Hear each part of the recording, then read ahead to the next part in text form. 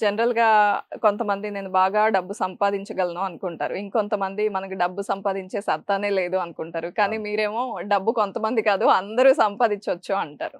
Skill అండి. Money making is a skill. హ్మ్. అది ఎవరైనా నేర్చుకుంటే వస్తుంది. కానీ కొంతమంది ఏమంటారంటే కర్మంది అంతా నా తలరాతండి. అది ఉంటే కదా వచ్చేదంటారు. ఓహో! బట్ అది కూడా మార్చుకోవచ్చండి. కర్మ అంటే ఎప్పుడు కూడా లా ఆఫ్ అట్రాక్షన్ చాలామంది ఏం చేస్తారంటే కర్మ సిద్ధాంతానికి వ్యతిరేకం అంటారు.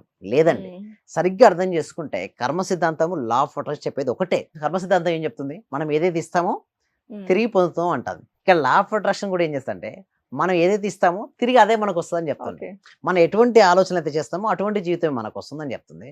కర్మ సిద్ధాంతం కూడా ఆల్మోస్ట్ సేమ్ అండి. హ్మ్. కానీ ఇక్కడ కర్మ సిద్ధాంతం కొంతమంది ఏం చేస్తారంటే, అంతా నా తలరాత బట్టే అది జరిగిపోతది. ఇక నా జీవితాన్ని మార్చుకోలేనని కొంతమంది అనుకుంటారు. హ్మ్. హ్మ్. కానీ చాలా మిస్‌గైడ్ అవుతుంది యాక్చువల్లీ చెప్పాలంటే. అయితే నేనేమంటానంటే, మన తలరాత మనం మార్చుకోవచ్చు. ఎందుకంటే అది రాసుకున్నది కూడా ఎవరండి? మనమే రాసుకుంటాం. హ్మ్. నా జీవితం ఇలానే ఉండాలని రాసుకున్నప్పుడు అలాగే ఉంటుంది. అంటే గతం తాలూకు యొక్క ఆలోచన యొక్క ప్రభావమే ఇప్పుడు నీ ప్రస్తుత జీవితం. నేనేమంటానంటే మార్చుకోవచ్చు మన జీవితం.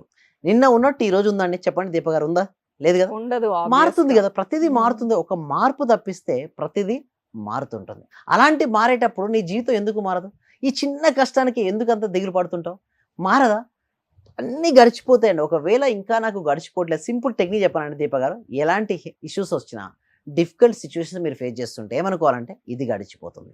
ఇది గడిచిపోతుంది. ఇది గడిచిపోతుంది.